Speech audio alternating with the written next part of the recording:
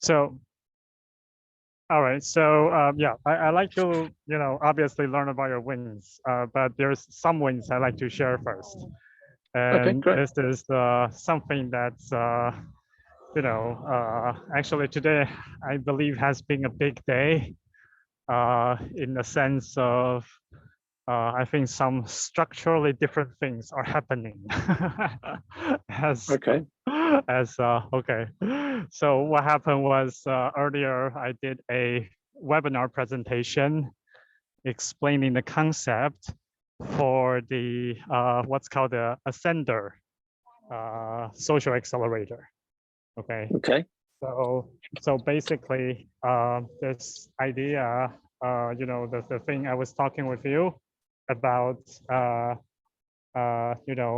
that something we can work with Dr. Stephen Young, okay, in terms of incubating some startups, and Oh then yeah. maybe to also fund, right? This whole idea, I think it's gotten a step closer to reality now. Okay. Wow. And what happened is basically a 6-month program, okay, that actually starts today with a 1-week English course, which I'm offering to potential star funders, followed by a 2-week virtual course in Draper University's virtual program, okay, which they offer and which starts actually next week, okay, and then followed by a 3-week again kind of mindset habits for entrepreneurs more related to time freedom, okay. And then after that, after the 3-week, there's going to be a initial funding of $10,000 potentially offered by, this is something still in the discussion phase, but offered by Canopy, Dr. Stephen Young's company, I mean their fund. And then followed by 3 months of Y Combinator's Startup School program, which they offer, I think, for free publicly. But what we'll do is we'll go through likely a guided weekly mastermind approach to basically help the participants to go through all the materials. I think there's 28 modules of them. So, it's kind of like 2 or 3 modules per week. And then, like a group collective, learning effort. And at the end, probably a third of the participants will again be selected for, I think from 10,000 to 100,000 in funding, okay, for 10% equity. So it's kind of, you can see that it's a tiered and funnel structure.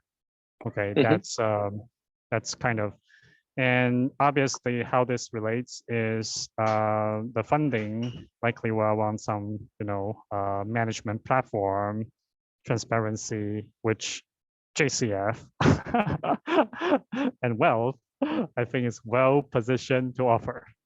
And in fact, cool.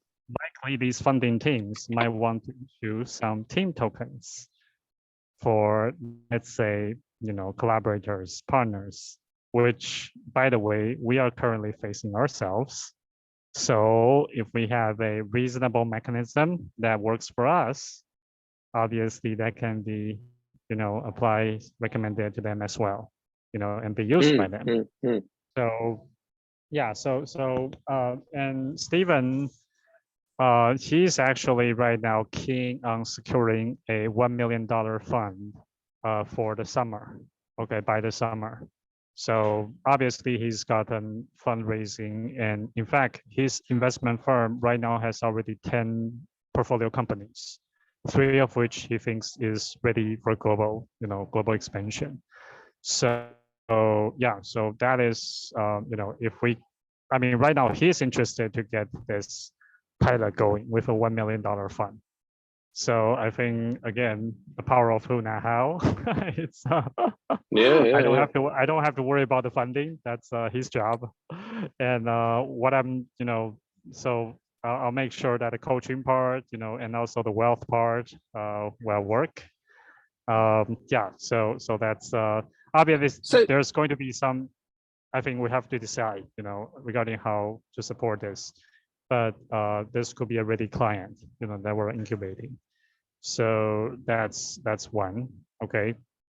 And I guess this is a JCF related win.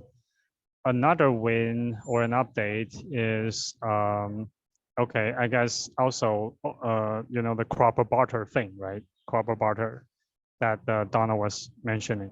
There's actually a guy, Alex. He's, thinking about, moving to Canada. He's actually originally a Canadian, okay, but he moved back to Taiwan. Now he's thinking of moving back again. So I've been in discussions with him, and this is something potentially he will be interested to get involved. Okay. Actually, Alex, he wanted to introduce his boss, one of his current company. They're also doing, social blockchain, I think, for social impact projects.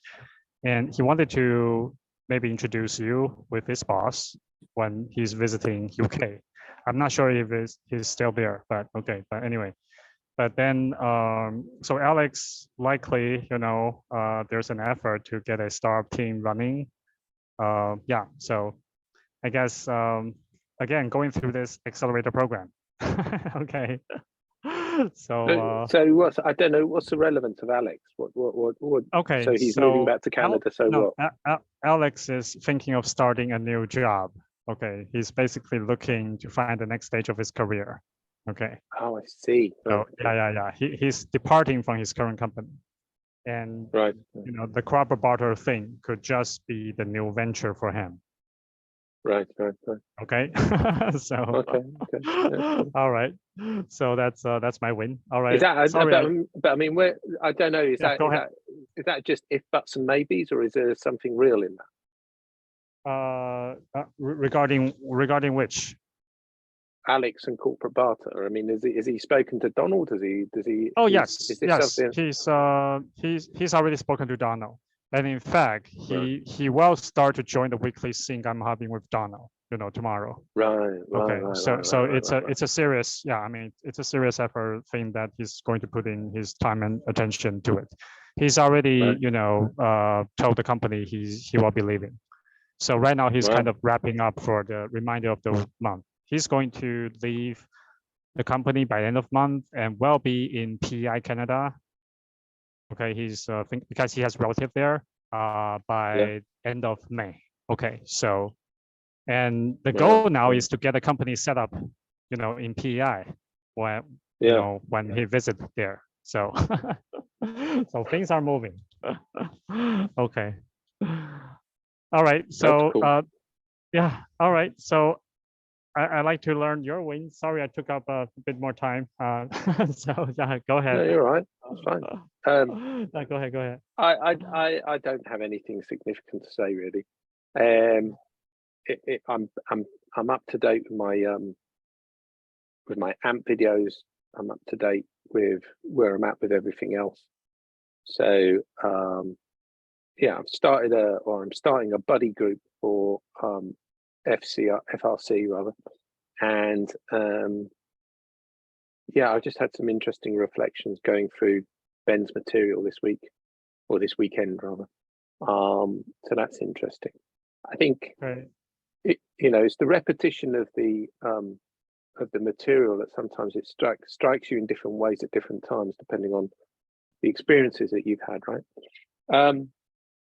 So yeah, that was interesting because that kind of made me think about future self, and I've always had a problem with visualizing my future self. I'm still not really comfortable with it, but I did actually from today's from watching the video today, I kind of came up with an idea about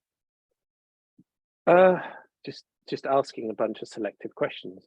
So who, it from the idea of like, if that's the future self point there, right? What does it look like?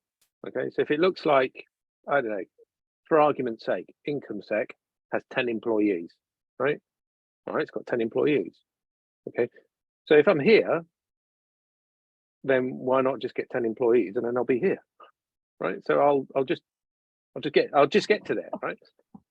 Right. There is a practical element to that. Is you have to pay for those 10 employees, Exactly. and you got to figure out that little bit of the gap to jump you from here to here. Right. Exactly. Right. But it's about being clear on what that is, and visualizing what that is, so that if what Ben's saying is that if you're clear about who this is and then right, you believe and then then you're already progressing towards that point. But I should say that you're progressing toward that point if I'm going to use the pencil as the point, right?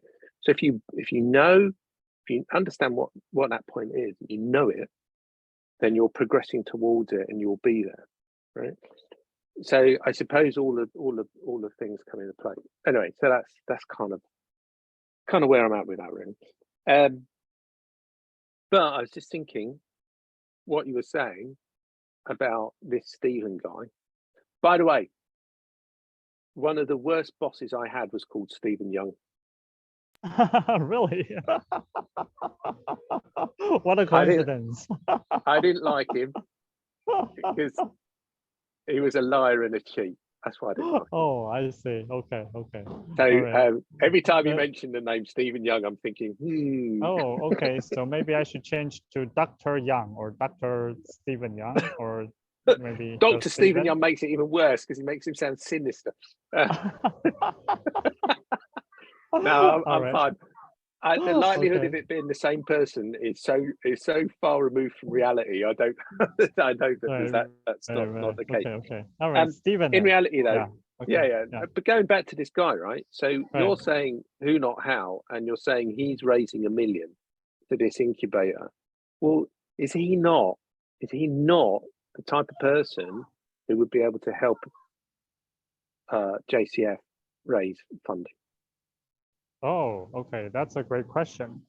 Well, he's an impact investor and he operates a fund. Right now, the fund size is about $3 to $4 million. Okay. Right now, that's about his AUM. Okay. So he's operating at that range. It's not a big fund. Okay. So it's, I think, about $4 million. Okay. $3 to $4 million. But he's got already 10 companies in the portfolio. So he's got a 10 company portfolio, and 3 of which are ready to go global. So you can probably go figure like the deal, like the amount of investment he's put to each. Well, for him to invest in JCF, that's a possibility. Okay, or to help us to raise fund, that's also a possibility. Okay. I was thinking more about the raising, right? Because if he's already raised. All right, he's raised 4 million, right? Okay. And so he's raising another $1 million now for this incubator. Okay, great. Okay. So he's already got the contacts. He's always got now. So this is pertinent because this comes back to something that Nick mentioned when I said to Nick, by the way, I'll be getting this thing ready for El Salvador, and also Shunyun and I are still looking for funding for JCF. And his response was, great, I'll help you with El Salvador, time permitting. Do you have a database of the types of people that you want to contact? Because I can set up a really simple AI model where you just keep feeding them information. I thought, that's interesting, because in FreeHag, we have a profile of our ideal customer, but we don't have a database of our ideal customer. We have a database of 100 users or thereabouts, or maybe even a bigger database of current and previous investors, right? So, but we don't have a database of 10,000 people globally who fit the portfolio avatar, right? Right. That's correct. And I sat there and I thought, we need to, we need to, that doesn't sound right. I think I think a great way to move forward will be to we've taken the rough identity as being these two kind of types, 20-year-old and 40-year-old, right? So let's just take the 40-year-old and say, okay, if that's our avatar, how specific have we been, or do we need to be? And then go out and find that database, because there will be one. There will be one. I see. Okay, I see. And then that takes us into that whole discussion about community building, and that whole marketing piece as well. Right. And I think then that becomes a case of we grow our customers organically using that process, and that's different to us getting somebody like Stephen Young or somebody similar to go out there and find funding. And indeed, if we sat there and we had 100 users here at April 23, and we've got 1,000 users by June 23, because we brought that many on, that is massive growth, right? Right. And that's right. If we can show that, because of our 3HAG, because of our growth plan, this is where we anticipate to be by year 2, by year 3, then finding funding is going to be a cinch, because we can show that exponential growth, which is what she did in the book, right? Right. So exactly. Right. I just, if I'm trying to think in terms of who is the future self of Mike Ainsworth, relative to Shun Yun, relative to JCF, I am sometimes a little bit scared about it, but I'm very excited about it. But I'm also kind of like, who was it? I think, sorry, I'm taking longer than you did. But anyway, I've talked about some of my wins, and I've also talked about some of your responses to your wins, but I've also talked about some of the important things for JCF as well. Okay, good. But yeah, okay, fine. All right, I'll leave it there, because there's a bunch of stuff I still need to think about. Sure. All right, but let me try to summarize. Okay, I think what you were trying to, I guess, respond is that there might be an approach that we're currently not yet taking, but that could potentially help us to scale our user base in a relatively easy and fast manner, right? For example, by leveraging a database of our ideal client profiles or avatars, which are the 40-plus-year-old, potentially million assets professionals, right? They don't mind throwing, let's say, 10,000 or more, into a crypto fund that could generate some passive income and doing social good, right? They wouldn't mind that.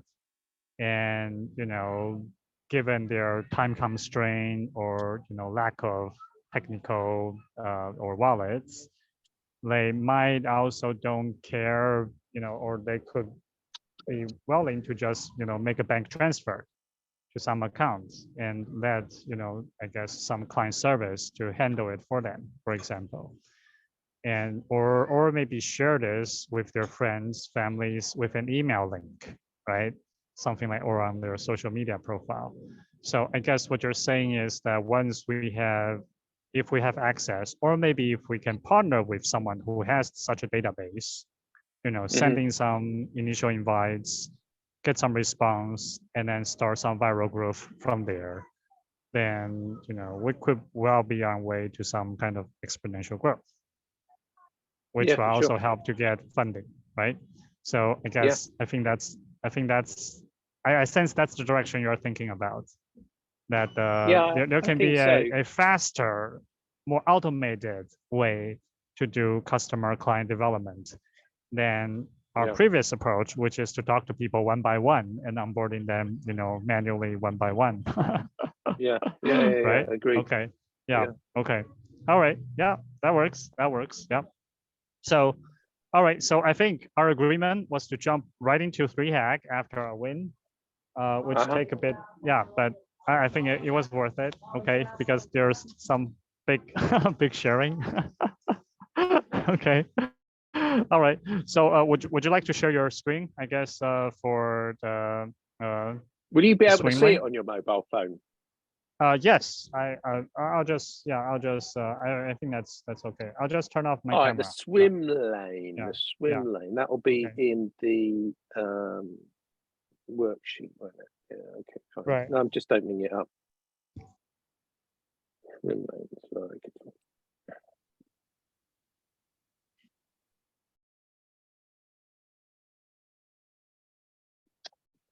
all righty, can you see that? Yes, right. Okay, all right. So should I start by maybe explain a bit about what I've written? Yeah, please do. Yeah. Okay, all right. So basically, I pick 5. I would say probably from the attribution framework part. Okay, as our differentiator. So these are the things I think if we do well, that would, differentiate us from the, our peers. So, which include a bear strategy, a bull strategy, basically how we make money in bearish and bullish markets. Okay, I put down 5 and 15%. This is just, I guess, a conservative, number, right? Because crypto markets typically can potentially generate more yields than that. And then about 10-minute onboarding. Okay, so that means people can get on board to the system and start investing, passing KYC rather quickly. Okay, and then donation. Okay, donation is important. It serves our, mission, social impact purpose, but also it's a mechanism to, recruit, enlist additional clients to JCF platform, right? By donating, the recipients also become part of the platform. So that's a viral, organic way to grow. And then the last thing is impact tracking.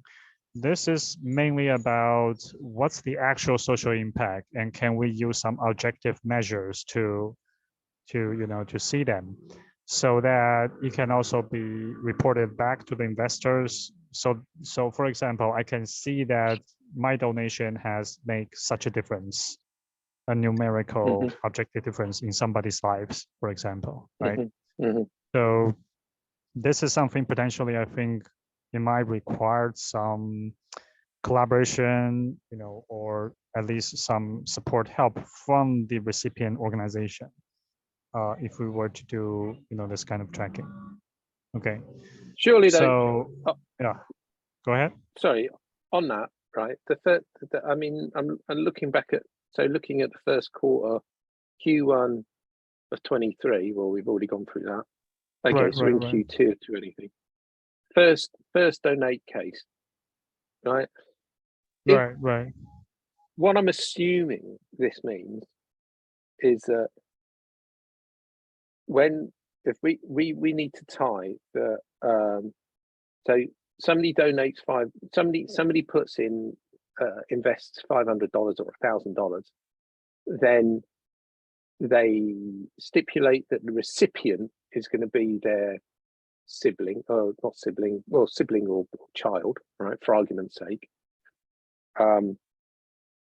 Then the illustration will be, from that $500 or $1,000 investment, the recipient has gained $10, for argument's sake, or whatever the amount. Okay, right. That then means that you can, as a percentage, show that the growth has been, not only have you got an ROI of, let's say, 15% on your initial investment for your own self, right? But your recipient has increased from 0 to X. Right. Okay. Right. Now that then, because the whole point about this is basic income, right? So what we need to illustrate then is that the recipient has now got a basic income of whatever it is. Right. Now that for today I think is important because it shows that it works. Then from the point of view of what do we do moving forward, so when we start talking to the likes of Giving Block or and any other charity, then we can go, well, this is the model that we have. This is how we measure our growth, and this is how our investors measure the capacity of what they got. So it means we've got a benchmark to work from, so that when we start talking, otherwise it's just going to be, well, that's great, I'll just donate 10% or whatever it is, or I know that 7% is going to be donated to my favorite charity. Whoop-de-doo, but that's got nothing to do with basic income. That's no different than the Giving Block. So I think it's well, I mean, okay, there's nothing wrong with that. See, are you saying that we want to make sure the story kind of ties together in a coherent? Okay, I think what can be said. Okay, I guess my feedback is, basic income is really a form of passive income, right? I mean, it is under the umbrella of some kind of passive income with, I guess, specific sources and, specific goals and purpose of protecting, let's say, basic living standards, right? So what we can say is that the JCF mechanism does provide a passive income instrument that is automated, that is transparent. Okay, and it does have different effects for different, I guess, organization or group setup or recipients. But we can probably, collect stats. But I mean, already we have done this. For example, like what's the average share dividend, right? That the amount of share dividend that is easily tracked, because that that's what everybody receives regardless of their holding size. And I think another measure can, well, once we started to have organizational recipient, we can also start to track, like, let's say, what's the amount of passive income they're receiving as a result of being donated, right? For example, a regular basis, the 7%, right? I think that's also something we can track. Okay, yeah, but I guess tying to the basic income, if we want to make the story really like strong, obvious, I guess it's somehow we want to make the recipient organization related to these social causes or relevant social causes, right? I mean, like poverty reduction or education, right? Yeah, no, I mean, in the first year, so long as we can illustrate that we've got a mechanism to prove that it's working, because I think most people will sit there and go, who's going to be the recipient of my 7%? Right. And I think if we sit there and say, well, you choose, and at the moment, you may want to choose your family. So we just, I mean, or indeed, if they do choose, if we say at the moment, during this stage, we're anticipating that people will choose family members or friends and family as the recipients, and then we're on, our milestone is that we will have our first set of charities brought on by Q. Oh, I see. Yes. Of 24. Right. I see. From individuals to organizations, right? I think that's the progression. Yes. Yeah, and then so long as we can illustrate that the recipients have gained their 7% and the recipients have grown in wealth by, I don't know, whatever it is. So long as we can show the numbers and that they're working and that we're doing what we're promising we're doing, I think that's the most important thing. We just have to be able to show that right from day one, because otherwise it's just a nice story, and it doesn't actually mean anything because we're not actually delivering on what we're promising. Okay. All right.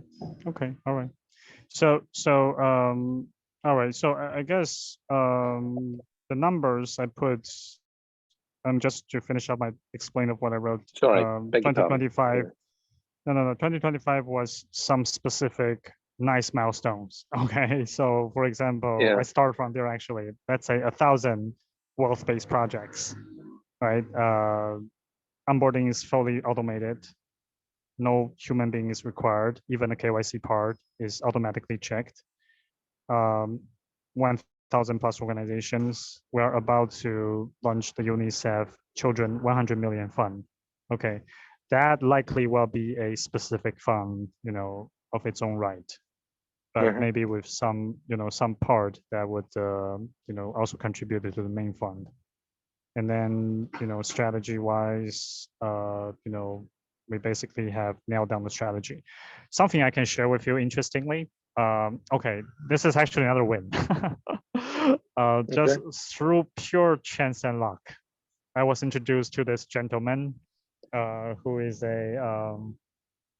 actually, I'm not sure how do you call it in UK, but he was in the government cabinet. Okay, the position is some kind of the controller of the government or the treasurer. I think maybe controller. I think controller was probably the more correct. So he was the controller for Taiwan.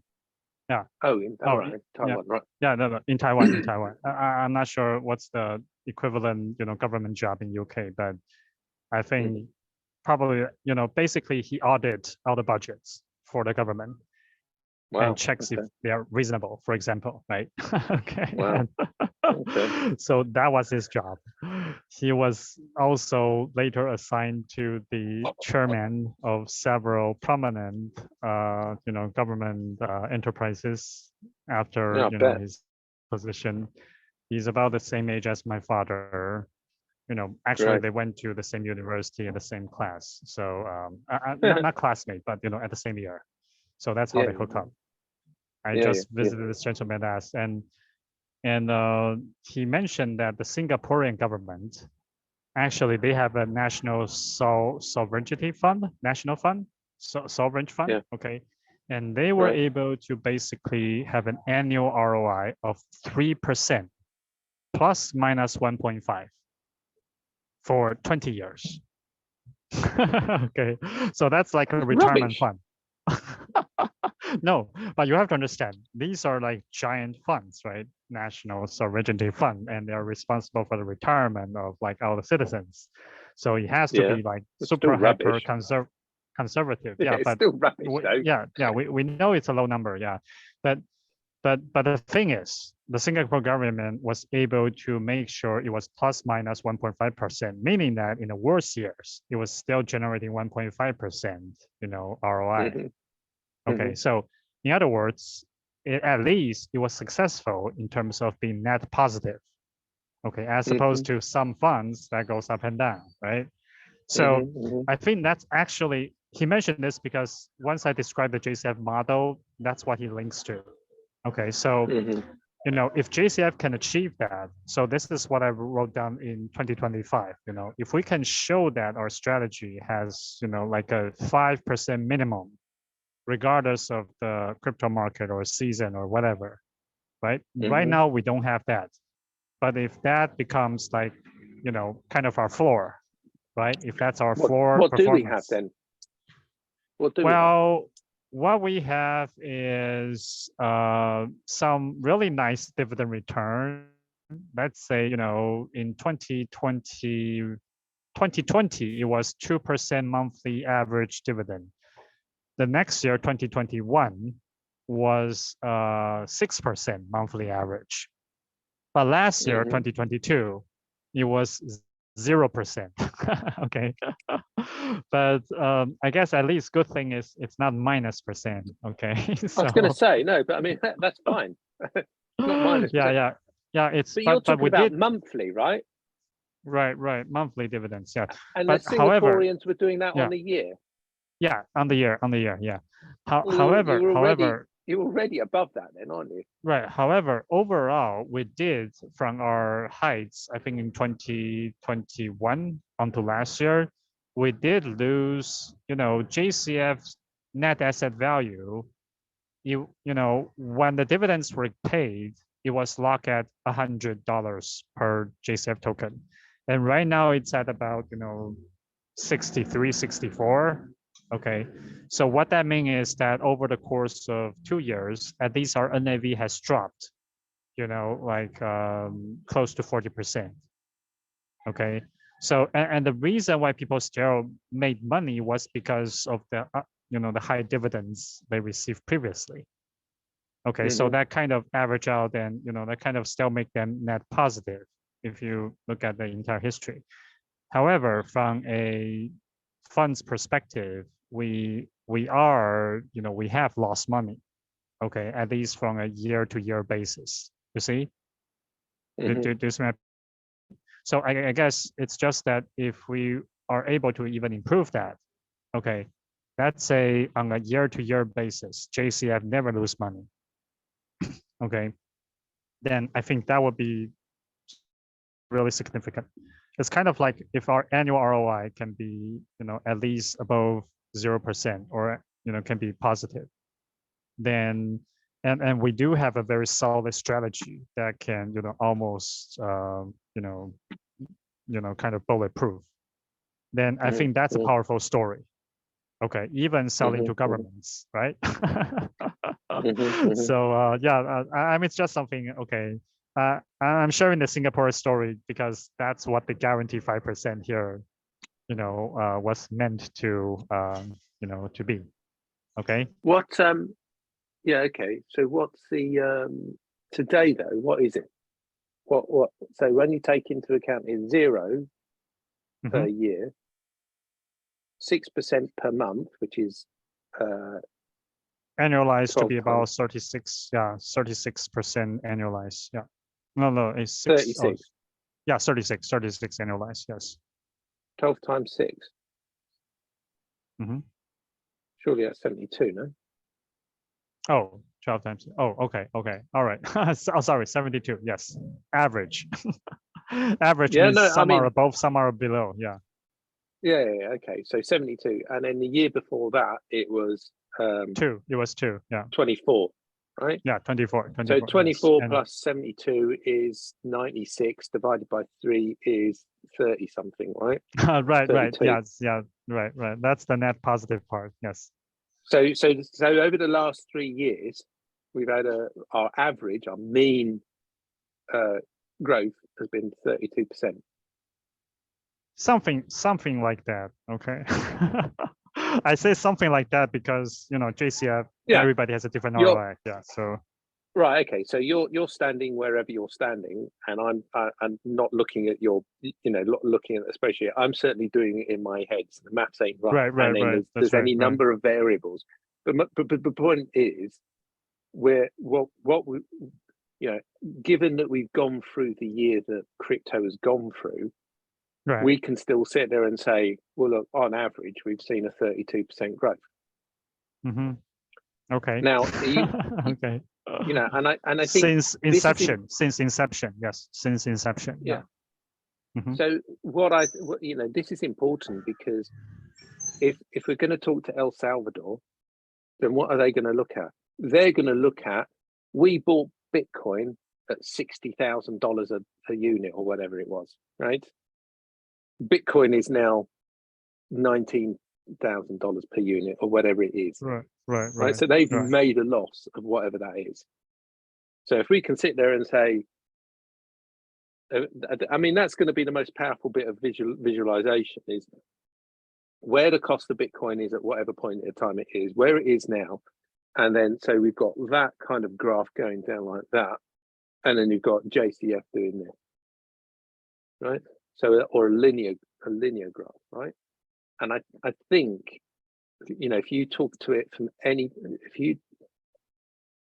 from the point of view of an average investor, right, from the point of view of, because I consider myself to be average, when I look at that, what will I be looking for? I'll be looking for an upward growth, despite the fact that there's a downward trend. And if I can sit there and go, yes, look, you know, of course we have ups and downs. Yes, of course we've made 0 in this year, but our average means this.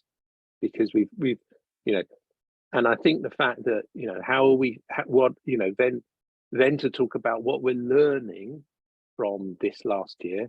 It's about dollar cost averaging. It's about having a very, very prudent and conservative approach, and it's about deploying algorithms where we make money in a bear market. And I think that's what Nick is doing.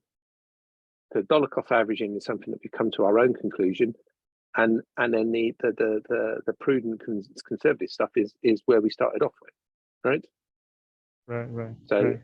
I think that those are that's, and this is relative because this comes back to the statement that you're saying guaranteed 5%. To me, right. If you say that the Singaporean sovereign fund plus or minus 1.5% gives you 3%, but that's 3% on a year. Right. On a year, yes. And you're saying we're going to guarantee 5% on a year. Well, we've already done 32% already. Because of where we're at now. I think what's important though is the net asset value, and that statement of having, but then again, is that what I don't really understand mathematically, because I just haven't got my head around it, is that like, look, if I invest 100 today and it gets a dividend, and then you pay the dividend out, so that all the new tokens, this many new tokens are all worth 100. But then the value of the assets drop. Well, then that means they're no longer worth 100; they're worth 60. Right. Well, I've still got, I don't know, 30 more tokens than I started with. Right. That's when right. it does go up, it goes back. I'm going to see my growth again.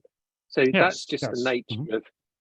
That, monetarily, that's just the nature of investment, and then you have to sit with it for the long term. But if you look at what we've achieved over the long term so far, okay, I see. But again, I'm talking around this because I'm thinking from the point of view of have we achieved our target so far of getting a guaranteed 5%? Then yes, we have so far. Now that means then, in which case, that means we've got a couple of. You could almost say that we could afford to have a couple of really bum years because we're currently at 32%, and our drive is to achieve 5%, right? From the point of view of how do we bring people on and what we need to do in terms of our what do we promise our avatars, we just need to give them the facts of what's actually been achieved, which I think is pretty good. I see. So, okay. All right. I think that's a fair comment. What I take from what you described is that I realize it's important to talk about duration as well. Okay. Like if someone joined JCF, let's say, a couple of years ago, that person would have potentially, would have incurred loss. If he enters at, let's say 100 NAV and now it's dropped to, 60, right? So that person would incur loss. The thing that kind of sort of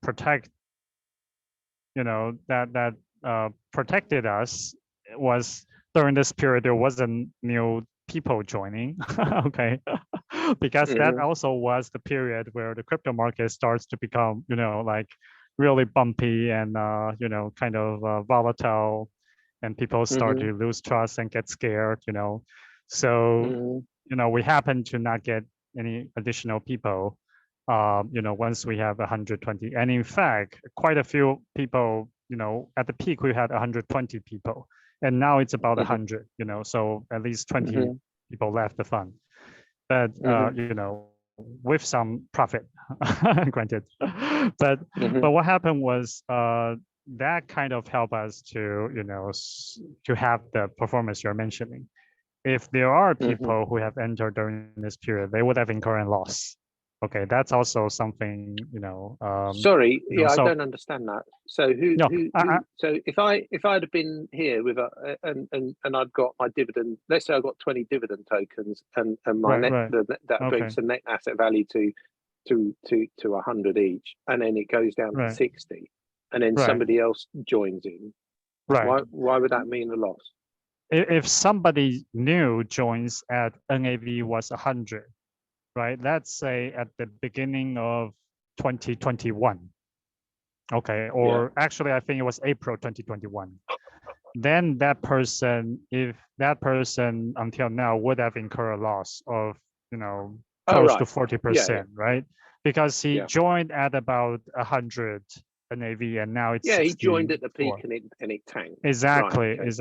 exactly. That's what I'm saying. Okay, understood. So I guess what I'm saying is the guarantee 5%, that is something in my mind is that we want to make sure, even in a bearish market, if someone have hold JCF for, let's say, a year, they can still expect a 5% ROI, at the time, compare with the time they enter. Obviously, there's going to be ups and downs, the shorter the duration. So I think you point out something really important. The shorter the duration, the more the volatility and the more likelihood you will incur a loss. However, if you're here for the long run, and let's say if your time horizon is at least a year, right? Then that would have probably, you're basically much safer in that sense, right? You probably would have made money. Okay, so I guess, yeah, but it's also it's the same. It's also true for other instruments such as index funds. Yeah. Okay, but we're an index. So I think that's the thing to illustrate is that, like, look, for those people who have been with us the longer you're with us, the more you make. Okay, all right, yeah. So anyway, okay, so I guess that's another thing is that we might want to seek ideal clients who are comfortable, to sit maybe at least 3 to 6 months with their investment, or preferably over a year, right? Because that's when the actual effect or the strength of the fund would reveal itself. Yeah. I think we just need to start making sure that in our literature that then becomes a key factor. Okay, I see. All right, okay. All right, so it's all I part guess of the education process. Right, it is. Okay, and finding the suitable ideal clients, right? So so basically, I guess that's 2025. So regarding 2024, that's just backtrack, what I'm expecting. Okay, so AI base for 2024 and 100 wealth project, automated KYC, 100 plus org, and also, social impact with partnership with Giving Block. Okay, so those are some of the milestones. And then backtrack even further to this year. It's basically, doing automated DCA approach. Sorry, what's DCA? Dollar cost average. Oh, okay, fine. So that's I am still, I'm yet sure, is there like a optimal way to apply the DCA? Because DCA is a strategy, it's very much, fixed amounts, fixed regular intervals, dollar cost average investment, and it works, right? I mean, it works over time, over long periods of time. But we are an index, and I guess there's still, for example, when do we apply and versus what time interval, I think those things are still yet to be determined. And obviously that's a question I think for our chief investment officer, like, is there like a optimal or relatively safe and optimal way to I guess balance between when you have an index, or is it DCA into an index, or maybe switching between DCA and an index. Okay, I think those are things that we want to find out. Or is it I mean, because I would have thought that if you've got, for argument's sake, you've got the top 10, then you DCA on the top 10, and then that's it. And if it's every week and you're going to invest 1% for argument's sake, right. Do you do that because so you do it on the top 10? If in week 2 or week 3 somebody is out of the top 10 and somebody new is in the top 10, what do you do? Well, you just dump the shares that are out of the top 10. So that may explain the current thinking. Okay. Right now, JCF works very simply. If it's bullish, as shown by indicators, at least short-term bullish, we enter position. If it's in danger of, indicators indicate there could be a risk of, getting down, we get out and become, fully cash USDT at the moment. Right? So that's a very simple strategy. Now, the DCA comes to play when we're out of position. Okay, that's we feel that it's not bullish, right? So anytime it's not bullish, we are holding cash essentially. So during those time, we do DCA. Okay, that's say on a weekly basis. Okay, so that could be DCA either. Now there's also a choice, either to Bitcoin alone, which is what we're currently actually doing in the system, or we can also DCA into the top 10 index. That's another approach. Okay, but okay, and then if the market becomes overall bullish, we just enter, with the top 10. Okay, and so I mean, basically that's a rebalance. That's a rebalance, and then enter the top 10 in full force. And again, when it's bearish, we get out and start to do DCA again. Okay, so that's the current thinking. Now that is a simple strategy as well. Okay, I think it has the value of being simple, simplicity, and easy to execute. What I'm unsure, or what I'm less sure, is whether this will have better performance, right? Over simply doing, let's say, index and out of position only, or even simply doing DCA over top 10 index, like forever. You see, like this is the question. I don't have an answer. And obviously you can do regression tests, right, over historic record to test which strategy, will yield the best. And, I think all the sophisticated investors, they all do this regression test. So using historic records to verify the strategy. I'm pretty sure Nick is doing something, or he has the capability tools to do something similar. Okay. But then, this is also something, I think I learned from the, psychology of money and other things, is that you always want to be careful, because futures is always, there's one constant rule in finance, which is the future always change. Okay. Yeah, so what has worked in the past, it likely will not work forever. And like Warren Buffett or all these great gurus, they all have changed their investment strategies, from time to time, because of the overall situation market have changed or resilio. So also be diligent about, when you spot your existing strategies start to not work, then you want to kind of adjust and figure out what might be a better way. Yeah. So I guess that's the kind of the prudent approach towards, but as I just mentioned, I think regarding investment strategy, I personally still have, questions that I don't think I have a good answer to yet. Okay. Is that clear? Is that clear? Yeah, no, I absolutely agree with you, because I can see that in property. I can see that if you blindly carry on doing something without watching the variables, then you will ultimately end up not making money, or you'll start going into loss, because the variables change the whole thing.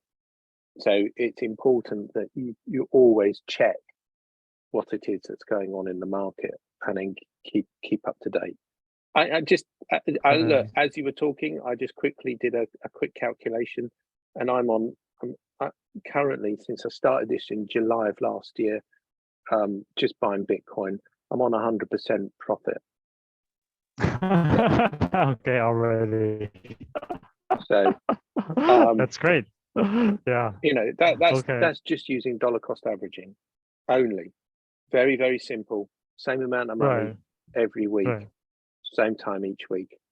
Nothing complicated about it at all. Exactly. Right. One might argue then that you know, if that is the case, right, that having something where we just simply, you know, we simply buy, you know, the two most reliable coins, Ethereum and Bitcoin, and we just keep buying them from a dollar cost averaging point of view. But again, I think your argument there is, well, let's start a separate fund where it does that. I think, or at least a separate part of the strategy that just does that. I mean, that's, you know, I think there's a logic there for us to consider that. But anyway, that's not important now, really, I suppose, in respect to what we're trying to achieve.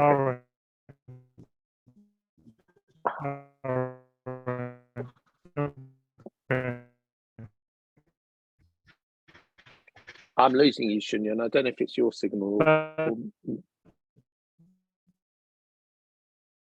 your screen's frozen.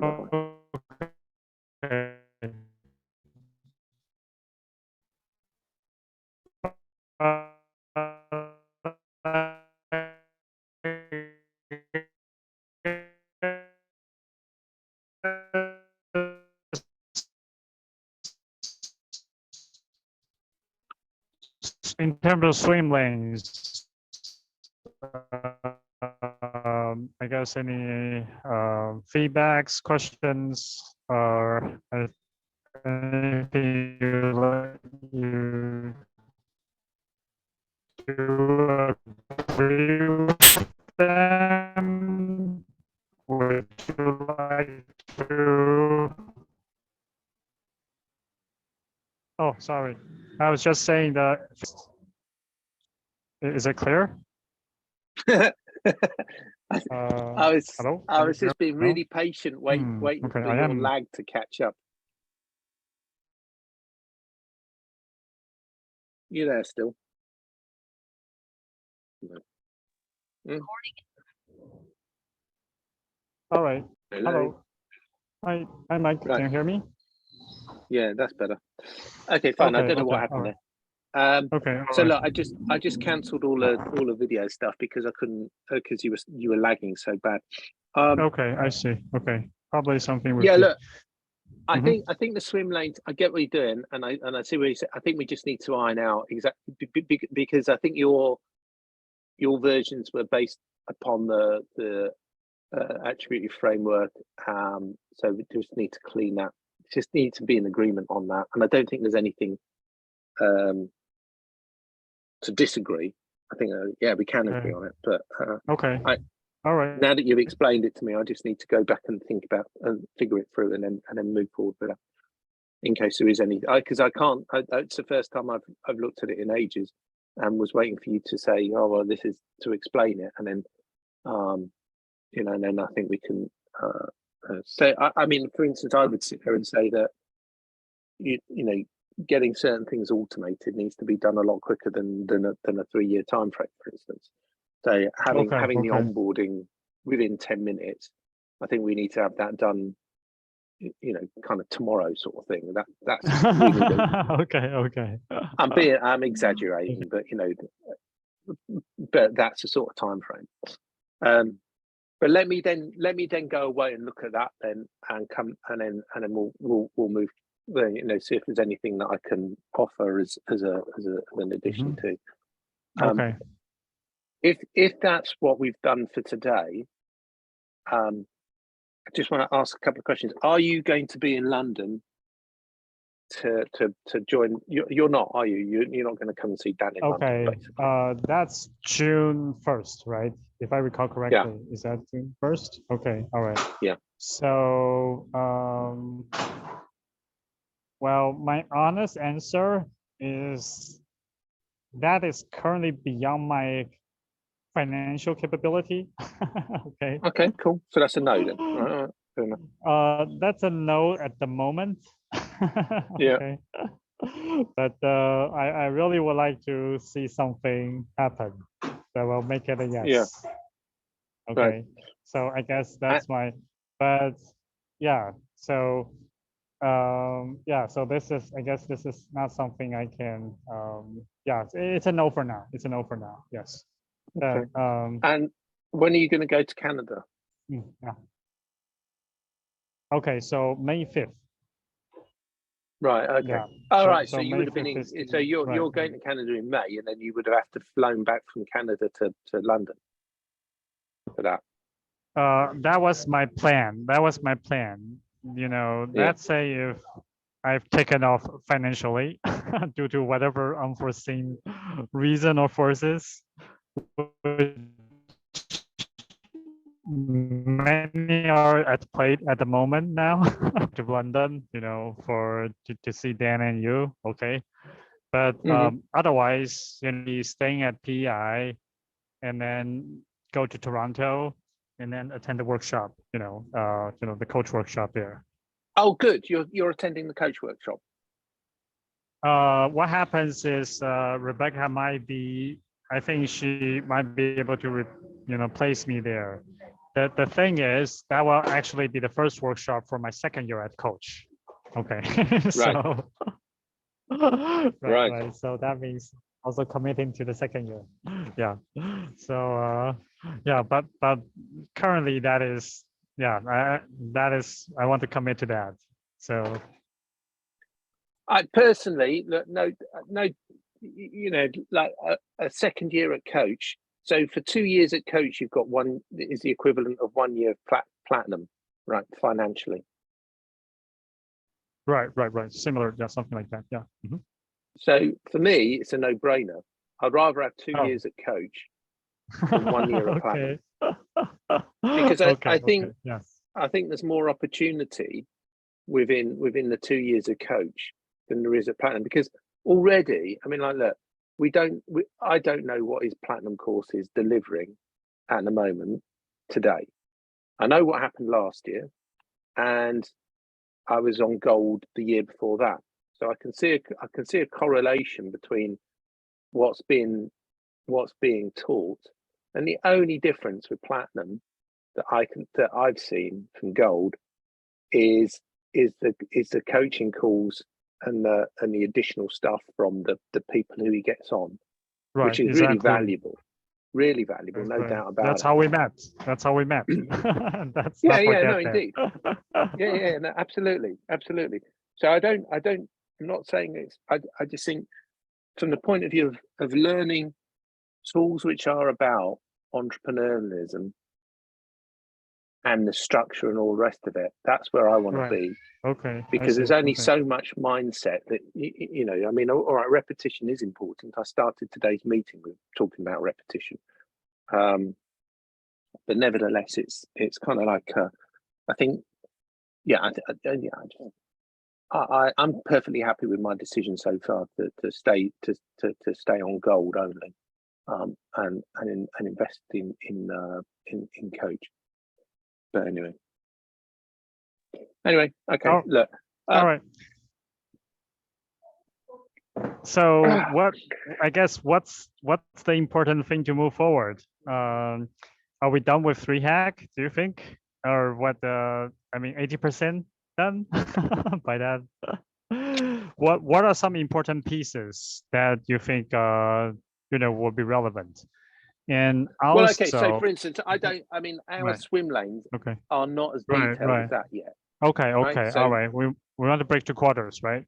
Okay. Yeah, we're not really, we're not really in that we're not in that detail yet. We're sort of there, but I don't think it's as gripping as that. Then once we've got that done, we've then got to put it together into that format. Okay. Right? Okay. All right. And then once we've done that, then it goes to that format. Okay. And then it's all about. So chapter 9 is all about bringing it together. Right. Okay. So I don't think we've gotten to that stage yet, because Okay. All right. you know, that's the sort of detail that we want to have. When I first saw that picture, I was like, what the hell is all of that? I don't really get that. And it's only from going through the whole process that it's become more clear as to what it is. You know, and then it's about taking it and working it on a daily, on a quarterly basis. I think. Okay. Because there's still, you know, there's 10 chapters in this book, I think. Is it 10? Right. Yeah, pretty much. No, 11. There's 11 chapters, and we're at what, chapter 9. So I don't, you know, I think we're about 80%. We are 80% through the process, and I guess we're of so far of the process, we've done it 80% well enough, but we're not 100% through the process. Right. To sit there and go, it's 80% done. Let's move forward. So that's my take from it.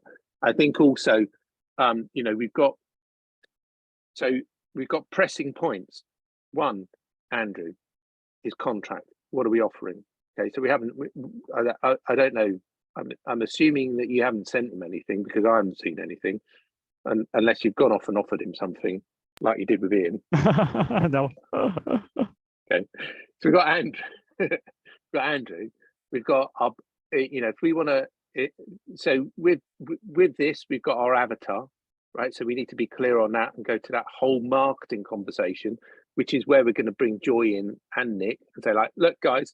Also, we got to present our free hag vision to everybody, and bring them on, and start and then start the iterative process of having them pick that up as well, so that they can actually feel that they are a part of a team that's going somewhere. And so I think that, you know, these are the step changes that we need to be making. Are you feeling we're making the right progress, or I guess with the speed that's good enough, or no? You feel it's something we are? No, we're taking too long. That's honestly, we're taking far too long. This should have been put to bed weeks ago, right? It doesn't help that I went to Bali for 2 weeks, but even if you take Bali out of the equation, we should have had this nailed like 2-3 weeks before I went to Bali, to be honest with you. Okay, all right. We are way too slow. So if I'm being honest. Let's do an experience transformer. All right, what has worked and what hasn't worked, and what can be improved? Okay, so those are the three key questions, right? Well, maybe what has worked? Are we doing it now? Yeah, I mean, would you like to do that? Okay, can I? Yeah, okay, but can I? Are you going? Sorry, is it time for you now? I think it's at 39. Do you have? Yeah, well, theoretically, today's a holiday, but. Okay. Okay, I see. Okay. You're okay. We're okay for a couple of minutes. I did want to caveat my previous statement about speed, right? Whilst I don't think it's quick enough, I think one of the things that was iterated in the FRC material was you take lots of little steps, and it's all about taking consistent small steps. And if you're persistent in your small steps, then at some point you'll look back and reflect, well, bloody hell, we have got a long way, because you get this compounding impact, right? That suddenly you're like, very true. Yes. You'll think you're here, or you started here, you've made lots of little small steps, and you don't actually appreciate that, oh my goodness, I've got to here. And suddenly and this is why that famous quote about you can do more in 10 years than what you think you can do in one, or whatever it is, right? Exactly. Because we underestimate in 1 year, but underestimate in 10 years, right? For 10 years. Yeah.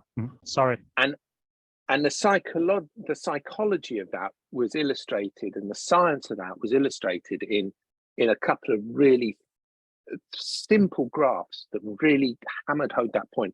So, am I frustrated about where we are with JCF overall, with free hags and all the rest of it? Yeah, of course, because I naturally want to be charging ahead like a maniac. Am I happy with where we're actually at and the steps that we're taking? In reflection, yes, of course I am, because I think we're actually, we're taking action, and every small step we take is a positive, and that's important. Great. All right. So what is your view is something that hasn't worked as well and maybe can be improved in your view? Yeah. I think the challenge that we have, Chunyan, is perhaps the time that we take. Okay, personally, the time I take in preparation for our calls, I'm going to be honest, I could probably prepare better, so I'm more succinct with the call. In terms of free hag, it's not consistent. It's stop and start. So I'll do a bunch of work on it. You'll do a bunch of work on it. We'll kind of level up, and we kind of doing this, right? We're kind of lockstep, right? It's called lockstep. Right. Okay. Our steps are in lock with each other. Yeah. Rather than just fluidly keep on moving forward and dragging each other forward, right? So there's that. That hasn't worked. I don't know that. I can't do what you do, really. I personally don't. I wouldn't be able to sit in a coffee shop or coffee shop are the very worst, right? But standing outside I don't know, a public area and having a conversation about it it doesn't work for me, because I can't. I need to be able to refer to things and pick up books and look at the spreadsheets on the computer and stuff like that. And I don't, that. So being that kind of in an environment where I can do all of that is really important. So I just need to make sure that I'm there in that space for me. But yeah. Okay, that's perfect though. And I guess what's the improve you're thinking? Anything that can improve? Or something you'd like to try to improve? No, I think that from my perspective, if I can sit there and be more prepared for our morning meetings, and I'm not sure how I do that, because if we're starting at 9:30, then I need to make sure that at least from 8:30, I'm actually fully aware of all the different variables.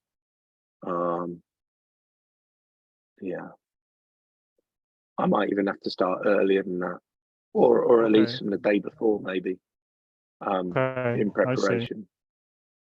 All right. Okay. So maybe sounds to me like you're talking about some buffer time, right, before our call, to prep for the materials and also maybe the mindset, right? Okay. Maybe 15 minutes, 10, 15 minutes, half an hour, right? That potentially might help, right? Is that what you're thinking? Yeah. I mean, at the moment, to be honest with you, I'm sitting there doing the AMP videos before our calls, so I'm kind of like I'm walking out of AMP into our calls, which is fine. But yeah. Okay. All right. So. Excuse me.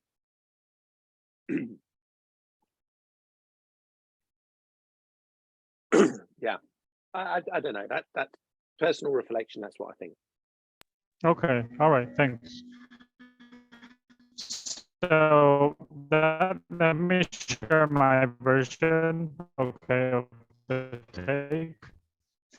I think what has worked in my view is that we have some really great in-depth discussions of some of the key points, in the free hack. I mean, is my voice all right? Yeah. Hello? Okay, all right. So I was saying that I think some of the really in-depth discussions, okay, that really help, okay? And the other thing is, so I think that's probably the tell, to understand and appreciate deeper about some of the nuances, okay, nuances of JCF and what we're doing, okay? Yeah. I think I mean, the benefit may not appear to be big at each step, but I think cumulative, a lot more confident about the JCF ago. Okay. Yeah. And yeah, right. Yeah, through the in-depth discussions.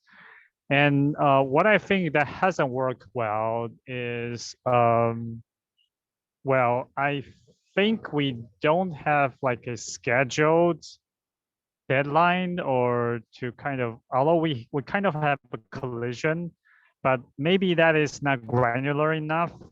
Okay. Or, I'm a quick starter, I work by deadlines. Like I can share with you like this last weekend, probably of the of this year. Okay. I didn't really get The that. last 3 days. Okay. You did what? And, I didn't get that. Hello, can you hear me? It's Yeah, no, that was seems like that there was might too be some broken up. breaking I up. didn't understand that. Oh, sorry. I was saying that the last 3 days.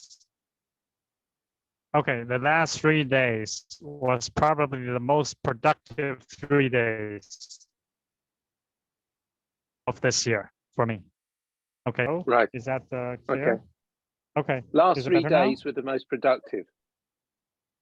Yes, it was the most productive days of this year. Okay. And for no other reason than there was a very tight deadline and a lot of things at stake. Okay.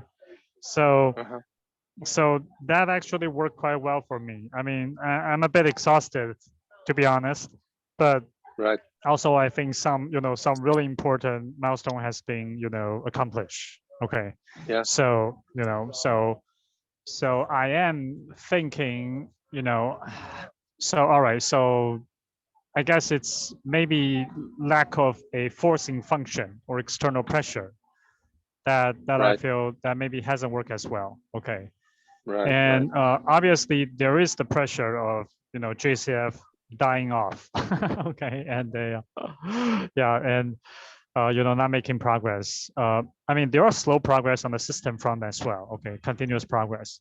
But I guess because there's probably not a deadline, hard deadline, forcing function. So I guess what I would suggest as a improvement is if we set some visible milestones that actually is enforced by some external factor, and maybe also more granular. I mean, we do have a forcing function of collision this June, which is less than 3 months away, right? Yeah. It's a bit than 2 months. Yeah, so it could also be quick.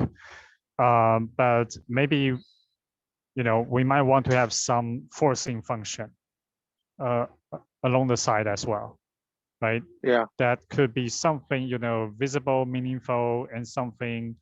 Let's say you promise, just for example, El Salvador government that we will deliver a presentation at a time schedule, right? I'm pretty sure we will be hard at work in making the presentation to be the best possible shape, right? I'm just giving an example. I'm not saying that that should be the thing, but maybe it's something you can judge, right? But something similar, right? Something similar. And in some sense, I think, getting the ascender accelerator up and also, making the promise that our wealth platform will be able to support tokenized, asset funding, things like that. That could be another forcing function, right? Yeah, so that's my current thoughts. Okay.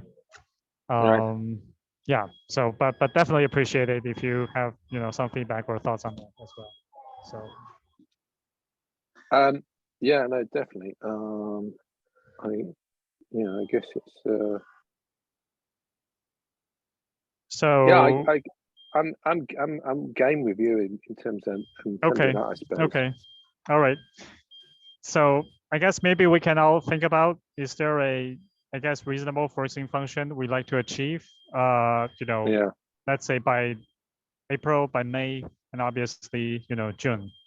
So, so I guess the next step is to break that down into the quarterly goal, right? I guess the 3-hack quarterly goal and then monthly goals, right? So, so that becomes a kind of a forcing function. Also clear goals to reach, right? Maybe that's where our energy, attention could be best spent, right? Yeah. What do you think? Yeah, no, I agree. I think it's good. Yeah, I mean, having the time frames is important. Okay. Okay. All right. Right at the beginning of the year, I was sitting there thinking, look, for JCF, for us to attend Collision, JCF needs to have a certain set of has to have a certain image.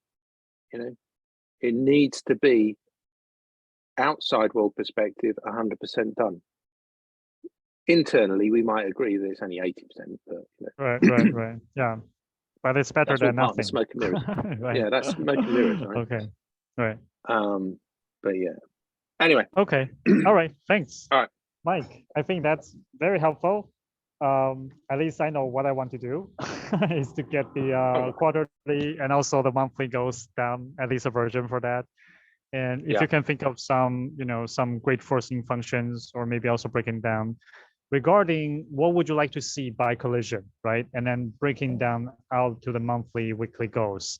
I think that will be a lot more concrete for us to, also that will put perspective into when we should finish 3-hack and get the team on board, right? And start wider marketing, for example, right?